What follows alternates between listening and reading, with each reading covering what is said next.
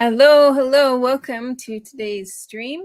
I am just going to be stepping through a new feature that we added to the open source RAG chat starter app, and that is for letting users upload their own documents. This is a feature that was requested for a really long time, and there had actually been multiple pull requests that added the feature. But we wanted to wait until we had proper user authentication to add the feature so that we could add proper user access controls around these uploaded documents. And we do have good user authentication and access control now, so it was a good time to add the feature. So yeah, let me go ahead and show things off. All right, so first of all, if you're wondering about the code is in this repo here that I'll put in the chat, and I'll also add to the YouTube description.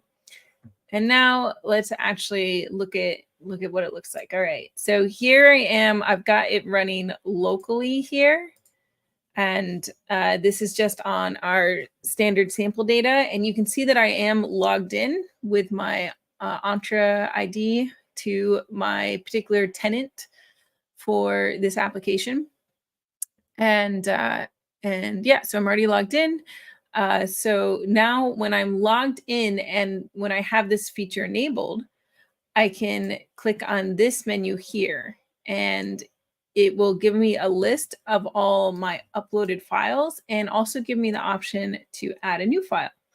And so then I can ask questions that would be answered by these documents here, right? So I've uploaded a bunch of random documents. There's the plants in my garden. There's a talk I gave on vector search, and also all the documentation for this sample I've been uploading. So let me go ahead and upload something new. So what don't we have here? We have a lot of things, but let me see if I can find something we don't have yet. Maybe this one. There we go.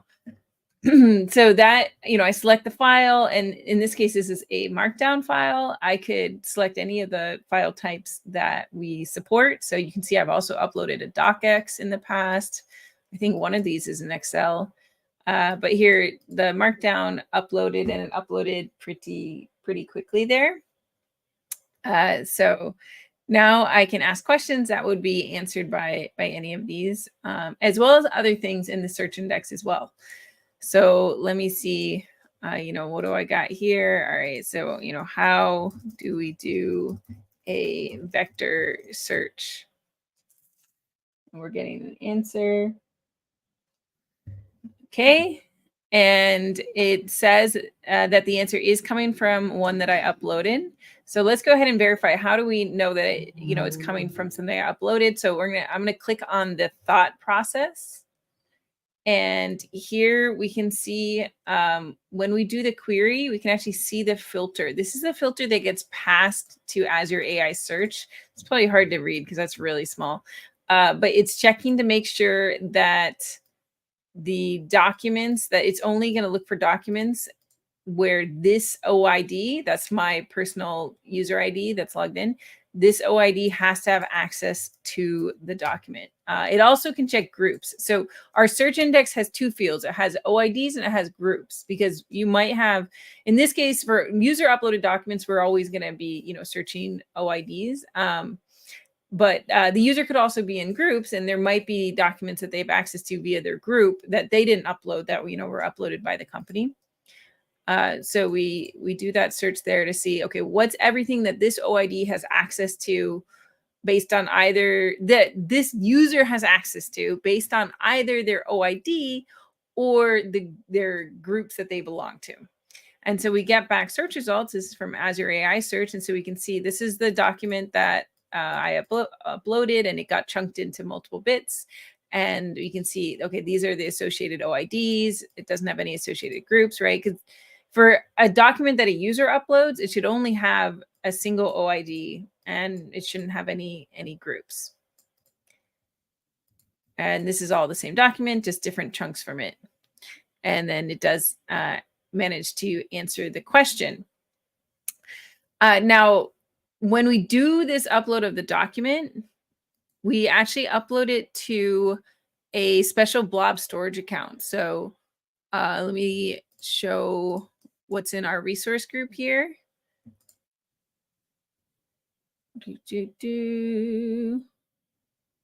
Redirecting. Okay. So this is our resource group for everything. And in this resource group, you're actually going to see two storage accounts. There's our main storage account, and that's where the global documents get stored. And then we made a new storage account. It starts with user storage. And this one's a little bit different in that we did enable hierarchical namespace. This is also known as Azure Data Lake Storage v2.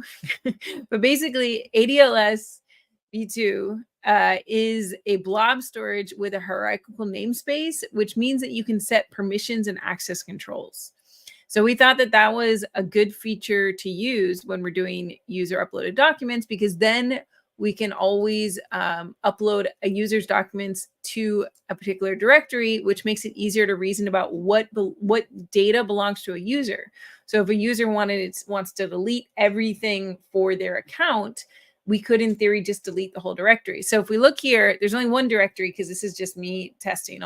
I need to get my colleagues to join as well so that I can show some more directories. But this is my OID right here. We can actually see that because we do show that in the developer settings just to help you debug. Here's the OID right here. And that matches, right, 8C13, 8C13. So what I've done is I've made a directory that is, has the same ID as the user. And we can look at the ACL for that. And you can see that I've even given that user owner access to it. You wouldn't have to do this.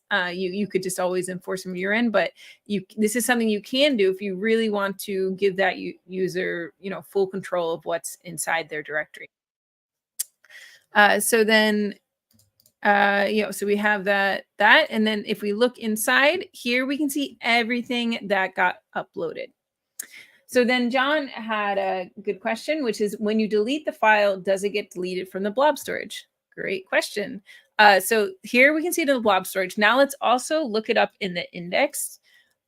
So let's see. So I'll just search I'll search for data ingestion because I see that data ingestion is here. Now, if I do source file equal data ingestion, we could, multiple people could upload a source file, that was data ingestion.md. So we'd only delete the things that belong to the particular user. But, in this case, I think I'm the only user, so I'm probably the only one that did it. Let's see. Source file equal. I might suck at doing queries in here. Let me source file. Let's look up this one. I have to remember how we do set. I'm not sure if I've exactly written the query correctly in here. Query options, view, query view. Okay, we're in query view. You could also do JSON view. Well, that looks right. I think that's right. All right. But let's see if we change this equal to something else that's here. Let's just try azd.md. Just want to make sure that I can find it correctly. Source file. No, and that's fine. Readme.md. Okay, I'm not doing a very good job with my query search, so I'll have to work on that. Maybe equa isn't right. Azure AI search equa operator. They should just have just do SQL. I could do it. Query type. Okay, equa. Oh, it's kind of hard to search for eq. Full leucine. Search category budget.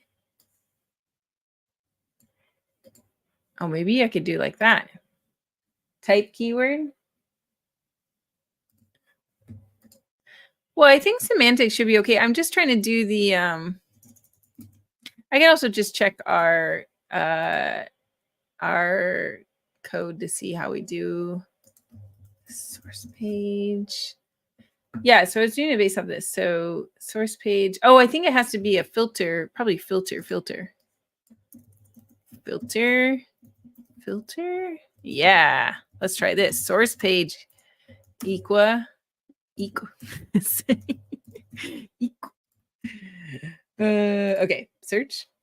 Let's see how we did with this one. There we go. Okay, sorry. So yeah, the search is, I just did an empty string and then I added a filter, which is how we do, this is like your where clause, right? Like think of this as our where clause in SQL, right? So where this, this column equals this, the search is just going to do a search on all of the searchable fields, but we're trying to be more structured here. Okay, so what we verified is that we found that we've got azd.md in the index, and we do see one that has my OIDs attached. One thing I want to point out is that I did make this ID is a hash, and it does take into account the user's ID. So that way we could have an azd.md from me and we could have one from John, right? Okay, so we can see it's in the index, and now we can see it's in the storage. And now let's see if I have, implemented deletion correctly. So I'm going to go to manage file uploads. I'm going to say delete file. And that was interesting. Let's see. Did we get an error on this one? Did it delete? Are we still attached here? Oh,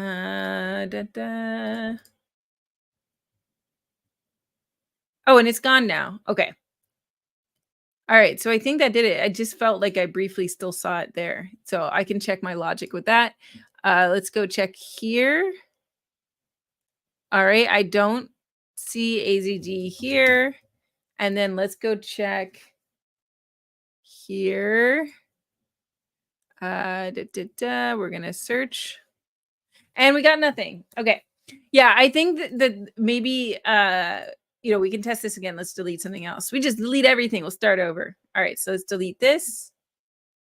And then file deleted. Okay, there we go. So it did work correctly. Yeah. I think I was just visually not seeing what I expected. But so you can see it goes through the process of deleting and then file deleted. And then I'll open the network request so you can see what I do. So here we go. We're deleting. So when we delete, we send off this request to delete, and that is still pending there. And then once that comes through and we get a 200 for that, says it was deleted successfully, then I go and I make another request to list uploaded so that I make sure that this list of uploaded files constantly stays current, right? So that way, if you had deleted something in another browser or something like that, I'm just refreshing it all the time. So let's do that one more time. Let's just keep deleting, delete. So it says deleting file deleted, and then it does the request to get the list, and it refreshes the list. So we can see I'm rapidly losing things in my personal index here. So to answer the question, yes, it does delete it from blob storage. And we thought about whether should we do a soft delete? Because a lot of times when you do implement deletion of user content in an application, you often do want to do some sort of soft delete or delayed delete, because a lot of times users will be like, oh, no, I want it back. But we thought in this case, it was okay to do an immediate delete, because this is just content that the users uploaded. And presumably if they've uploaded, then they have it available somewhere. So if they realize oh, wait, I do want to, chat on that document again, they could simply re-upload it, right? So we could go and be like, okay, well, actually I want it back. I'm going to go and re-upload it. So we thought it was okay in this case to do a full delete. All right, so we have another question. Can we list the files in the data folder in this tab too? I'm assuming by the data folder, you basically mean, can we list all the globally available files? That's a good question. That actually, I could imagine people wanting to do that in some cases. So that's an interesting question because as it turns out, if you enforce access control for this RAG chat application, the way we've currently coded it, you actually won't have access to any of the other documents unless you explicitly have either your OID on that document or if you're in a group that is assigned to that document. So let me go ahead and demonstrate that. So let me clear the chat. Let's see. Let's try this one. I think this one I'm not going to have an answer for. So this will be a long-winded answer for your question. Okay. So there says there's no information provided. Now that might actually be because the document's not even in there at all. So the first thing I'm going to do is go and make sure the document's in our global index. So I'm going to go to my data, and then I think we probably need the employee handbook and benefit options. Probably benefit options is where that is. And Northwind. Oh, this is where it is. Okay. Well, we're just going to upload a bunch of files. Okay. All right. So now what I'm going to do is go over here and just run our prep docs script. And that's going to find everything that hasn't been indexed. And right now that's just based off of whether it's an MD5 file. That's why I was deleting MD5 files. We need to change that so we actually check MD5s in the blob storage too. But right now it's just based off these MD5 files locally. So it's going to go through, it's going to see, okay, that this one, it doesn't, according to the MD5 has not been indexed. So it is indexing it now. So that means extracting text, doing all that stuff. And we can check to see, is it even in the index yet? Let's see. Source file equal. Okay. Yeah, so and it's not in the search index yet. So we're going to wait for this to index. Okay, so you can see it's extracting the text, it's splitting it into sections, it's uploading the blob, and that's the blob. That's what you're asking. That was our other storage account. So we can go ahead and look at our other storage account just to see what's in there. That's what I should have done to see what do we even have access to in this particular search index. So we'll go ahead and check our other storage account to see what has been uploaded there. So that's our content, right? So you see, we only have 3 documents that we've uploaded here so far. Now, currently I'm uploading more of those documents. So we've got, this one's now uploaded there. I don't think it's in the index yet because we haven't seen it log out yet that it is in the index. But we could be, super eager and just keep clicking search here. But it is still indexing it. Okay, so you can see it has to calculate the embeddings for all the sections. And that takes time because there's a maximum number of, there's a maximum size to the embeddings that you can compute. So we have to split them all up and we try to do them as quickly as possible, but for a large document, that can take a little bit of time. Okay, so while we're waiting on that one, I can show you one that's already uploaded because you can see actually that, come back terminal. Okay. Nope. All right, here we go. Okay.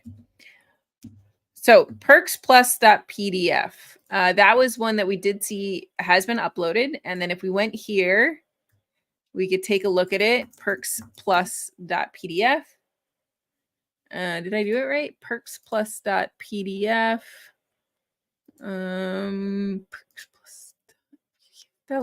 That looks right. Let's try role library.pdf. Oh, let me get rid of this where.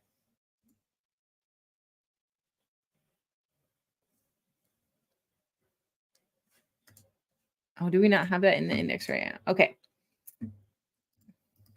So John asked, Why are you chunking the data? Why doesn't it keep retrying until it finishes? So this logic here is because we're trying to compute the embeddings for each of the chunks. And the embedding API, you can do batch requests, but there's a limit to the size of the batch request. So we can look at the limit here. So the limit is, okay, 8,100 for tokens. Batch size. Okay, so yeah, so we can send up to 8,100 tokens when we're trying to compute embeddings. So basically, like we take we take a document, we split it up into lots of chunks, and we want to generate embeddings for each of those chunks. And so we actually we're like chunking up the chunks. So we're taking all those chunks and we're putting them into batches up to a token limit of 8,100. Because imagine each of those chunks might be like 1,000 tokens, right?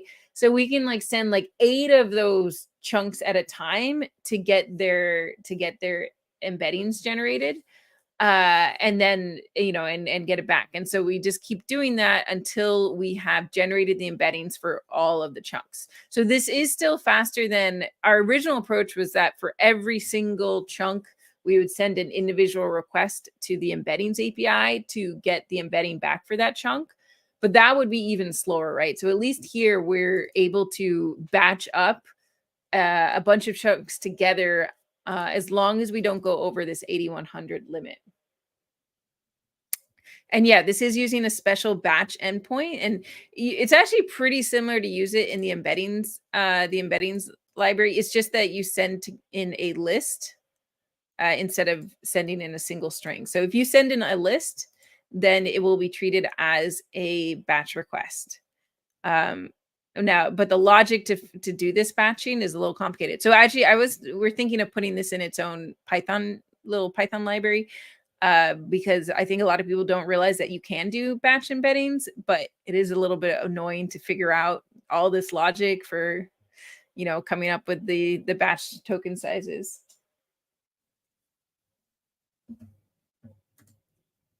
All right, so it did get this one uploaded here.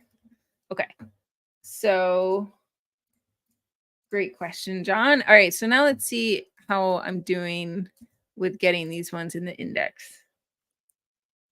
Did I just stop being able to? Okay, let's try. Oh, sorry, it should be source file. I was just searching on the wrong thing. That's why. Okay. Okay, so great. So search by source file. Source page for a PDF is going to have the page number in it. So when I'm just trying to filter by file, I need to use source file. All right, so here we can see all those, those were the embeddings I was just talking about that were getting computed for each of the chunks, right? This is a chunk. There's the embedding, and we were batching up the calculation of these embeddings for a bunch of chunks at a time. Okay, so here we can say source page, source file. And what you see here is OIDs and groups is empty. So by default, we don't set any ORDs or groups when you add something to the index, which means actually nobody can currently see this document. We're thinking of adding like a special OID like 000 if you want to just, by default enable everyone to see it. But right now, this actually means nobody could see this because there's no OIDs and no groups. So if you do enforce access control, then that does mean that you need to think about your index and what's in your OIDs and groups, and whether you can make groups for your users. So here, so if I go ahead and ask my question again. So this, let's see. So we got what's included. All right. So I'm going to clear the chat, ask it again. And once again, it shouldn't be able to answer this because, as I was saying, no one has access to this yet. Right. So it didn't find anything from that document. So what I can do is I can add my OID to the document, or if I was in a group, I could add a group. I'm not actually in a group right now. I should learn how to make groups, but what I can do is I can use this script. We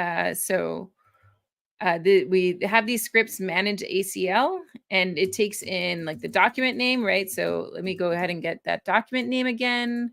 So here's the document name. Okay.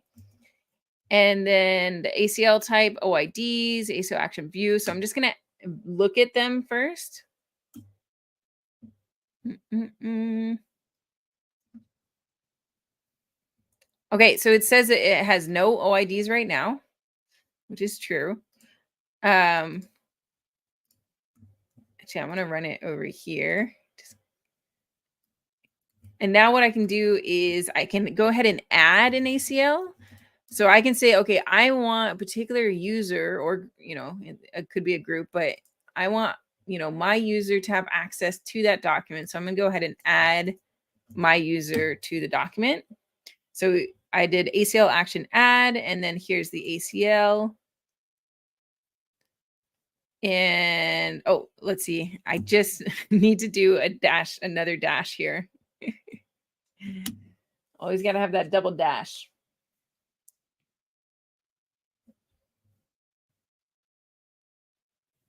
Okay, and what you can see is that we see a bunch of output because it's actually adding the ACL to everything it found in the index that matched matched that document.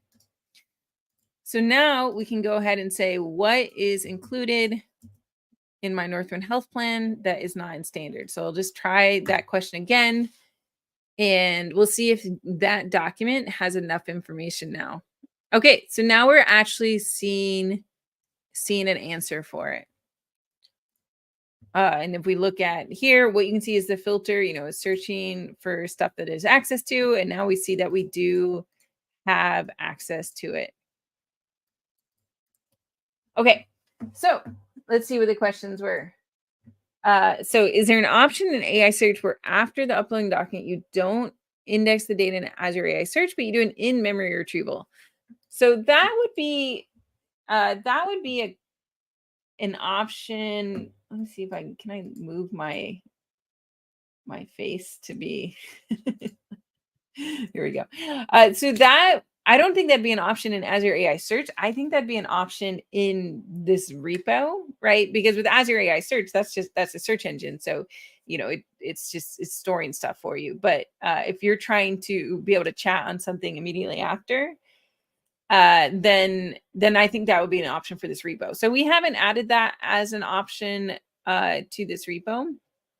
You could certainly do that as an option, but then you do need to implement in-memory search. So you would need to do some sort of searching in Python in that document, which you could do. You could do some sort of full text search or something like that. You could maybe even give the whole document if it was a reasonable size. I'm sure that like semantic kernel and LangChain probably have already built-in ways of doing in-memory retrieval. So I think would be definitely something you could develop, and then you wouldn't have to deal with all this access control stuff and permanence and all that. We decided to add it to Azure AI Search and to put it into Blob so that you could always have it there with you, because we presume that's that's what people wanted. But I think actually it'd be much nicer, simpler from a code perspective to do it in memory. I think, well, there is a complexity though, is that you are going to have to implement a local memory search because you won't be able to use this Azure AI search anymore. So the complexity there is that now you do need to add an in memory search option as well to do anyway. Good question. Yeah, so John said, should there be maybe an admin panel where you can assign documents to OIDs and groups? Yeah, so we don't have a UI for an admin panel. Instead, we've got scripts. If we did a UI for an admin panel, we would need to add, admin controls here. And so then we'd also have to figure out what it means to be an admin of the app. And then you do, I mean, you can definitely add admin panels to apps, and Django has a beautiful Django admin built in, but you do have to be really careful then about people getting access to your admin panel and making sure it's very, very locked down, right? So with Django admin, you have to use really good password practices, or rotate your passwords all the time. A lot of times, like, put your admin URL at a different endpoint. So you can definitely add admin panels to these things. It's just not something I do lightly, because you really have to have very good controls over those admin panels to prevent people from trying to break into them. All right. So John says that semantic kernel does have a memory store. So yeah, if you are using semantic kernel, you could try using that for user uploaded documents. All right. So let's see. So each document is going into the user's own storage, so it's safe. However, isn't it all going into a single AI search index? So is it still walled off?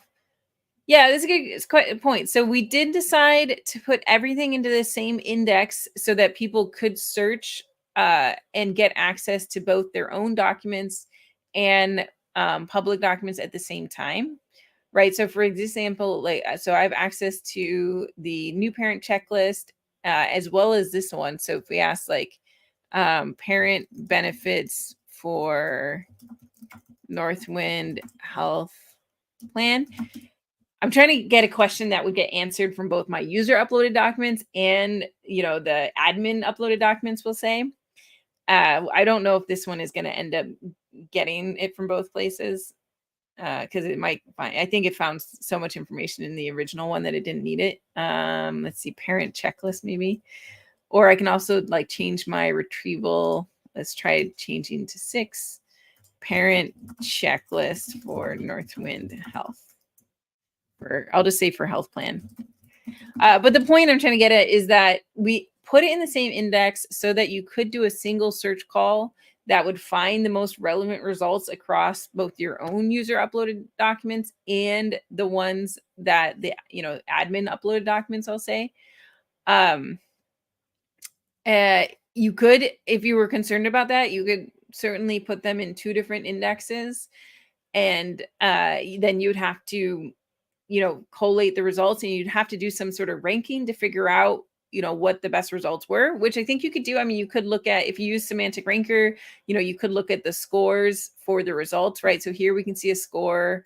Actually, the better score to look at is the re-ranker score, because the re-ranker score is always between 1 to 4, right? So if you use semantic ranker on both your indexes, then you could look at the re-ranker scores between them and, you know, figure out the best ones to do.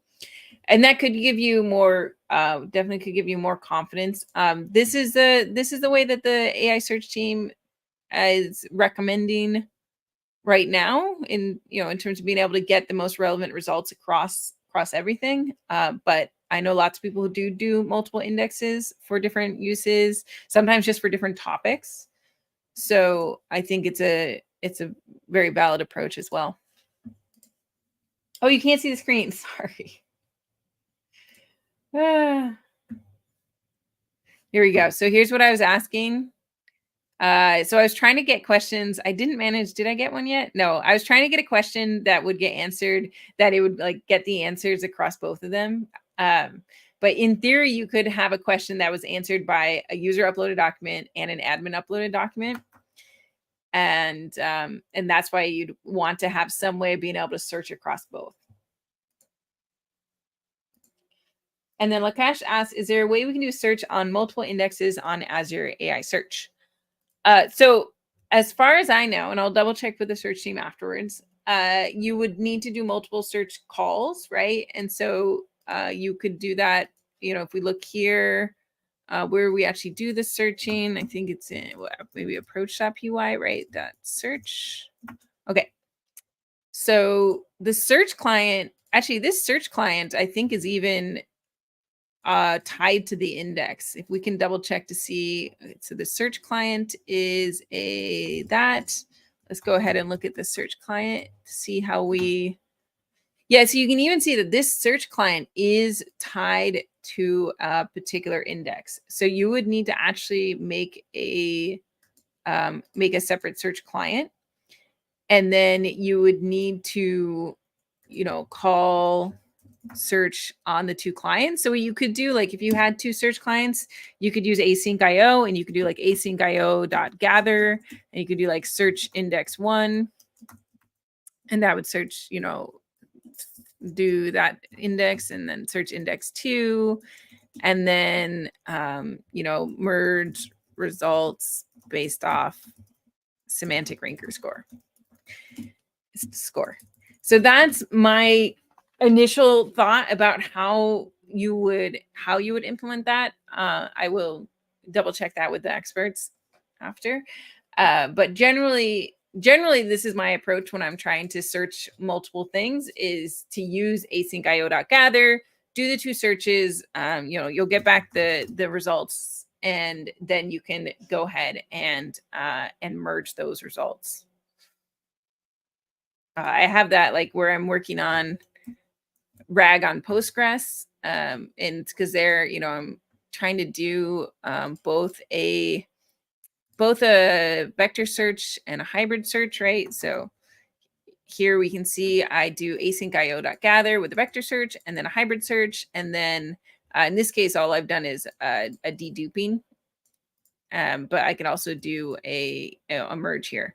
So this is a bit of a different use case, but similar idea where if you're trying to search 2 things at the same time, you can often, and we're using asynchronous frameworks, so you can actually send those requests off at the same time, so that in theory you can get some concurrency out of it, so you don't suffer as much performance rise. Because what you really don't want to have to do is to send off like your first request and then you wait, and then you send off your next request and you wait, right?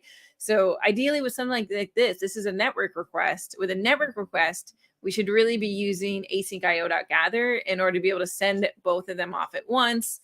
And so then our limiting speed will just be what takes the longest to come back from the server.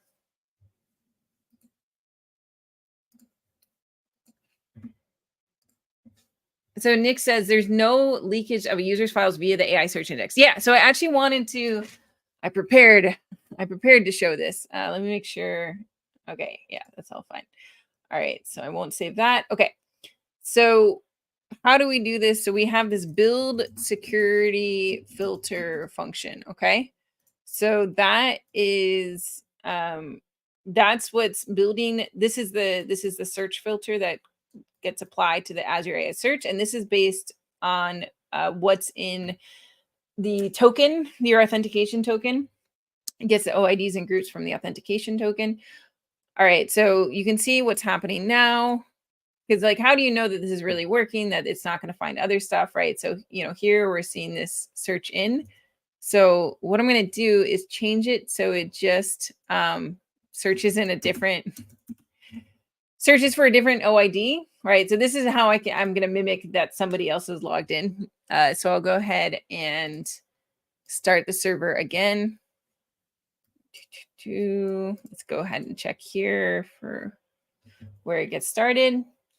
So we're just starting this server from VS Code, because I'm just trying to show you what would happen if somebody else was, signed in and it was a different OID. We shouldn't be able to get back the results anymore.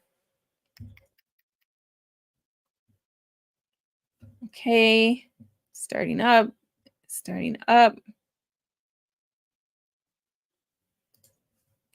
All right, let's clear this chat. So now taking a look at here, so we should be able to ask like, how to do vector search, right?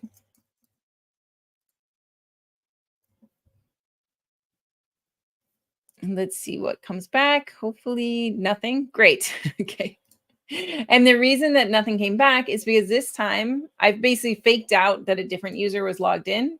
And so our search filter is sending off a request to find things for this other user, and it doesn't find anything at all. So if another user is logged in, they should not be able to search on user B should not be able to search on user A's data. So that should work as long as you are, using our authentication logic and our security filter building logic here in order to ensure that you're filtering based off of the authenticated users' OIDs or groups.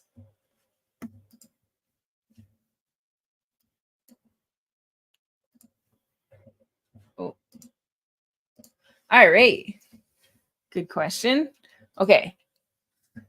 So what other questions, or what haven't we shown? So you all have brought up some great great questions. And I think that the big thing we realize is that I think we do want to make it easier to have like globally available documents, because we've almost made it too hard to search on the globally available documents, because you do need to use these scripts that I was showing in order to add ACLs to any documents, right? In this case, I added the OIDs, but as saying, you could use groups. So if you're comfortable using IDs and groups for giving access control to your, globally, admin uploaded documents, whatever we want to call it, then everything will work great for you right now. If you did want to have a set of documents that were just globally available without you having to set any particular ACLs or OIDs, then we need to think through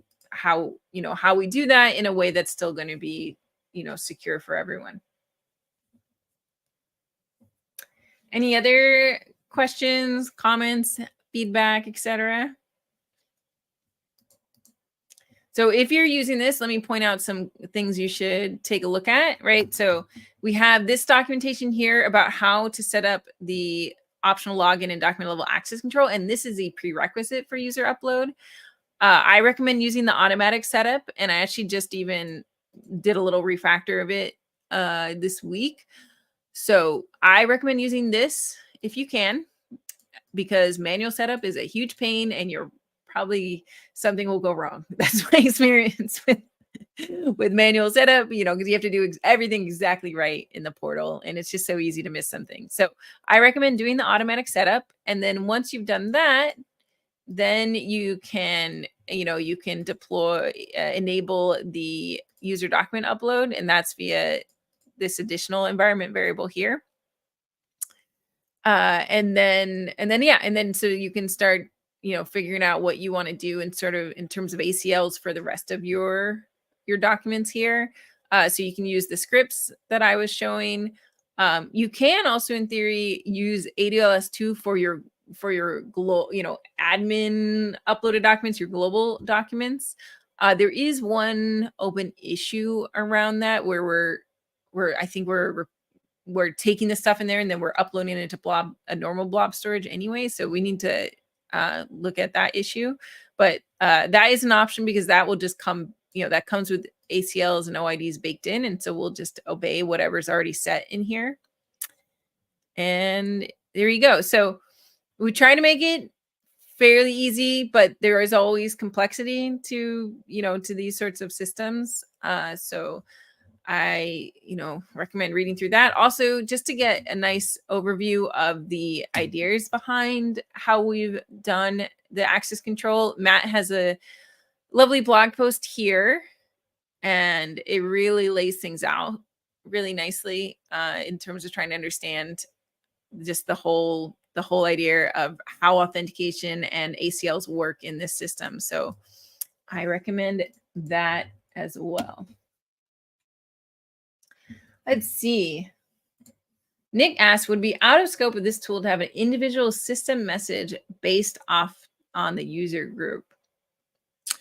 Well, I mean, generally we don't add things until there's, we know that multiple people are asking for it. I don't think that's going to be super common, but I also don't think it would be particularly hard for you to implement, right? So what you would do is, well, you'd have to decide, like, are you storing those things locally or whatever? But right, so here's like get system prompt, right? So what you could do is, pass in the OIDs to that, or the groups, or whatever you're going to do, right? So here's the auth claims, right?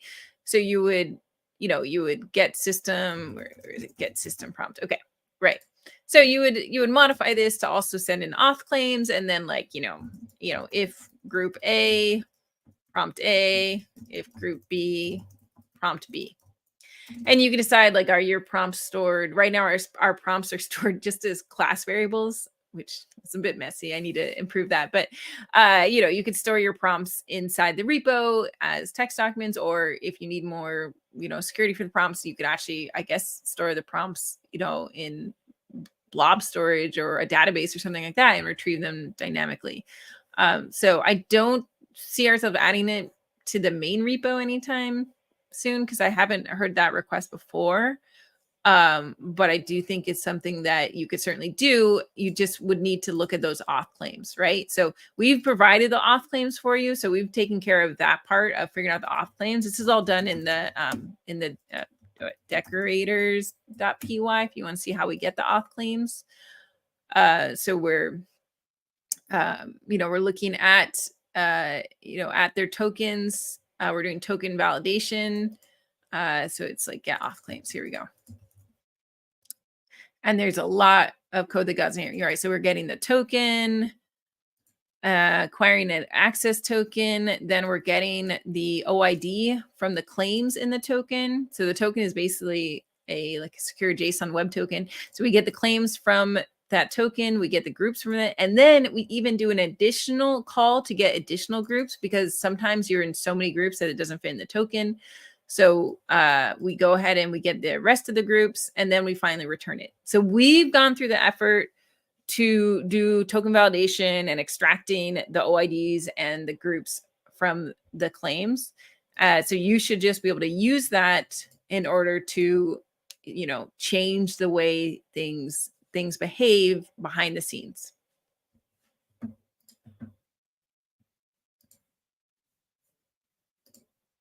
And Nick clarified the use case. So one app deployed for each use case where they require different types of answers. Yeah. So I know lots of people will have they have the ask HR, ask the CEO, ask this, right? And a lot of times they'll have different indexes for each of those and probably slightly different prompts.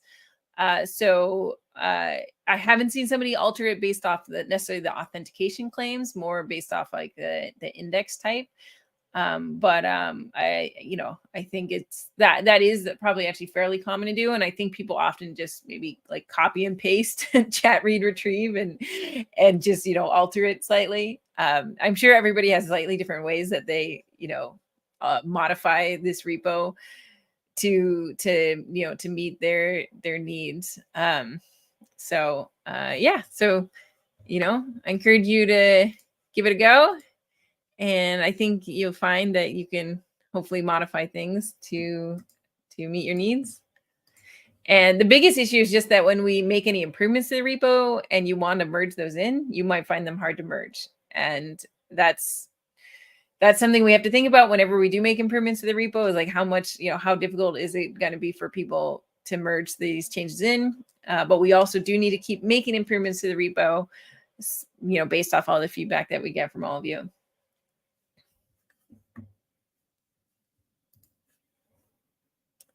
All right, let's see if there's anything else.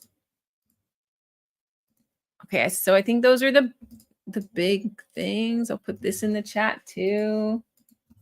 Here we go. All right, so great questions, everyone. Thanks for letting me demo our latest feature. As usual, if you do have any issues, you can file them here, and I try to answer them, or we try to answer them as soon as we can.